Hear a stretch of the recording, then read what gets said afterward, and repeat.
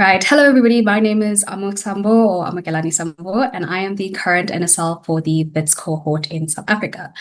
Today, I'll be presenting our beloved country and our beloved university. And yeah, so Waza, come along, sit back and relax while we take you what it's like to be a South African and maybe teach you some slang along the way. So, first and foremost, let's brush up on some basic geography. But seeing as South is quite literally in the name, I decided to make things a little bit more difficult by zooming in. You'll have four options to choose from, and I'll give you all a second to think about it. I want you to take a guess which one could be South Africa. If you guessed option 3, you are absolutely correct. That is South Africa, aka the Rainbow Nation, aka Mzansi, aka SA. Moving on to the table of contents, today we will be discussing the myth, the mix, the middle of it all, and the past. Starting with the myth, what have you heard about South Africa exactly? I'm sure you've talked about pet lions, you've heard about us not having any water, and you've heard about us speaking a universal African language. Or if you're a little bit more aware of our pop culture, you've heard of Tyler and you've heard of the former president Nelson Mandela. Or if you're a little bit more in tune with the music, you've heard of Amapiano. But I want you to scrap away all those ideals because the truth is South Africa is an eclectic mix of all of that and so much more. For example, the world's first heart transplant was conducted by a South African physician, Christian Barnard. We have 9 biomes ranging across South Africa, so we're not all just desert and dryness. We include fynbos and forests and grasslands quite as well. And if you're into sports, we've hosted the 2010 FIFA World Cup, and we are a 4-time reigning champion within the Rugby World Championships. We're also a very diverse country. We have 12 official languages, being English, Afrikaans, isiZulu, isiXhosa, Tshivenda, Xitsonga, isiNdebele, Siswati, Setswana, Sesotho, Sepedi, and South African Sign Language. We also have 9 provinces which are populated with a diverse group of individuals, ranging from Black Africans, white, colored, and Asians. We are, speaking of being different, we also have our festive season held within the summer months. So unlike all of you who get to bundle up in the winter and sit by the fireplace while Christmas music plays, we are at the beach, we have music playing, we are swimming, and generally December is such a festive time, we are always outside. We have a population of about 65 million people in South Africa, with most of them clustered within the smallest province, about 25.5% of us, which is 16 million people. Moving on to the major cities, we have Cape Town, which is also known as the Cape, Durban, aka Durbs, or eThekwini, eThekwini meaning the bay in Zulu, and Johannesburg, aka Joburg or Igoli, which means the city of gold in Zulu as well. So starting off with Cape Town with a few fun facts. We have the only penguin native to Africa. It's found at places like Boulders Beach and Stony Point. And of course, I'm sure you're all familiar with Table Mountain, which is actually one of the 7 wonders of the world. And last but not least, we have Cape Agulhas, which is where 2 oceans meet, namely the Atlantic and Indian Ocean. Fun fact, actually, Cape Town is actually a place that is heavily avoided by the locals during the festive season because that is when the rest of the world decides to populate that area. So we tend to avoid it during that time of the year. Moving on from Cape Town, we have Durbs, which is very populated with a lot of Indian people. There's a very vibrant Indian culture, and it's actually known for being the largest Indian city outside of India. We also have the largest shipping terminal in sub-Saharan Africa, known as Durban Harbour or the Port of Durban. And Durban also boasts the largest Zulu population outside of Gauteng, as it is the heart of KwaZulu-Natal, the province. Finally, moving on to the best city in the world, we have Johannesburg. which is also known as the City of Gold, as it was a major metropolis built on the discovery of gold in 1886. It's also known as the City of Trees because we have one of the largest man-made forests, iconic for its purple jacaranda trees. Finally, Johannesburg is home to Braamfontein, which is a historic city that is now a student hub. And in the very heart of Braamfontein, the middle of it all, we have Wits University itself. I'll give it over to Palesa to take care of the rest of this presentation. Hi, everyone. Thank you so much, Amu. You've given such a great introduction. So we're going to the middle of it all, where our university actually is. Please go to the next slide. So we're going to start by speaking about present-day Wits. We currently offer a number of undergraduate programs in medicine, dentistry, nursing, a Bachelor of Health Sciences, and also a Bachelor of Clinical Medical Practice. And then we also have strong postgraduate research, masters in many, many fields, PhDs, clinical trials, as well as global health studies.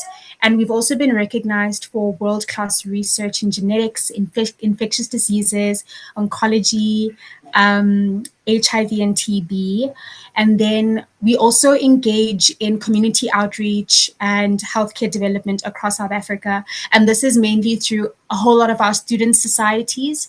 One of our most popular ones would be the Wits Physician Society, which includes students from first year until their sixth year of medical school, or anyone involved in the medical school campus to kind of just go ahead and do outreach to people that are underprivileged, to go to high schools and encourage students.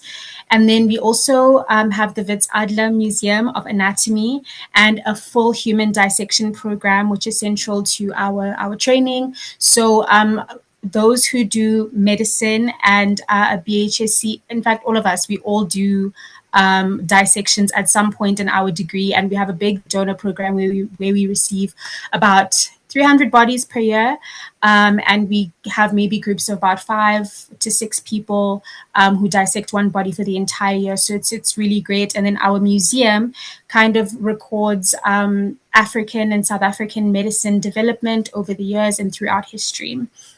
We can move on to the next slide, please. Now we're going to speak about the past and where did we actually come from, because we didn't just become Wits from osmosis. So our university was actually, it came to be in 1896, but it first started out as a school of mines during the gold boom, but we only became a full university in 1922. So after 1922, we got international recognition through our paleontological discoveries, as well as contributing to World War II research. Then through the 40s to 80s, we did take a big stand against apartheid. So for those of you who don't know, there was a time where a person of my color and Amu's color would not have been able to be in the same place as those who are white or Caucasian, and then as well as those who might identify as Indian. And essentially what I'm explaining is that we were separated by racial lines. And from its inception, Wits decided that we were not going to be governed by those rules and by those laws. We were the hub of anti-apartheid activism, and we made sure that no person would be discriminated against because of gender or because of skin color or race. So everyone was included in their pursuit of higher education, regardless of race, color, gender, or sexual orientation. Then in the 90s to the present, this is the democratic era, going from post-apartheid South Africa and being in a democracy that is only about 30 years old. We've made sure that we are a big voice in global research, and we've become recognized in that regard. So now I want to take you through the history of medical school specifically, because this was the history of Wits University as a whole. So in 1919, this was the development of medical school.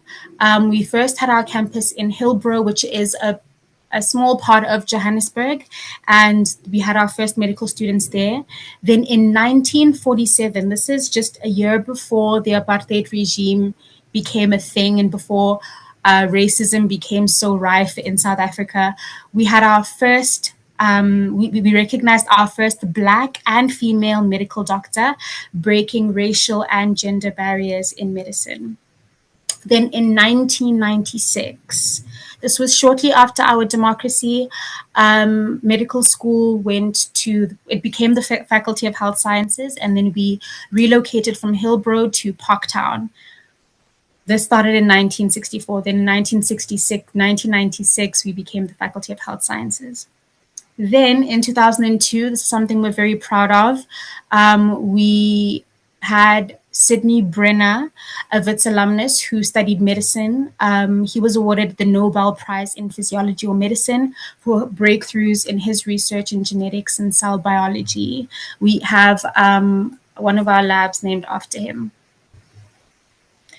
So, partly because of the fact that we're African, and also partly because we are, I guess we have traditions that run. We have a few myths that we kind of carry with us throughout our university career at Wits. So the first myth, please cue it in, is you'll see a picture here of these stairs. So this is our Great Hall, and this is where many students walk after they graduate, and it's where many people take pictures after they graduate. So the big myth is that if you are not in your final year of study, or if you aren't a graduate yet, you are not allowed to walk on these stairs. Otherwise, it'll take you longer than the prescribed time to actually finish your degree. You won't finish your degree in time. So I avoided these steps like the plague. Then our second myth is, okay, so medical school is a 10-story building, essentially, right? And we kind of go underground from maybe the third floor. So what they used to tell us when we started was that if you're doing an all-nighter at med school, in the library, or any other study area at med school, do not go below third floor in the early hours of the morning. So beyond midnight, don't go there, because that's where all of our donated bodies are. That's where all the bodies that we dissect are. So you don't want to have any Walking Dead situations. So don't go there in the early hours of the morning. Then our third myth involves our jacaranda trees. The myth there is that if a jacaranda flower or petal falls on you while you're like maybe just chilling, it means that you're going to fail your next exam. So stay away from jacaranda trees when you have an exam coming up. And then a fun fact. A fun fact here is that basically, as students, we are all broke. I think that's a universal fact, right? We're all very broke. So one thing about us is we have variations of what we would call chips, or what other people would call fries. We have a variation of chips and bread, essentially. So we call this a kota. A kota is like it's a quarter of bread, and you stuff it with chips and cheese and sausage and whatever unhealthy thing you can find, as long as you have sustenance, right? As long as you can make it through the next day. It doesn't have to be healthy. But that is our kind of go-to snack when we're broke and when we're hungry. That's Wits. This is our university. Hopefully you guys will be able to visit soon. We're hoping that we'd be able to also receive students for lab exchange, so that you guys can see our campus more and experience South Africa better.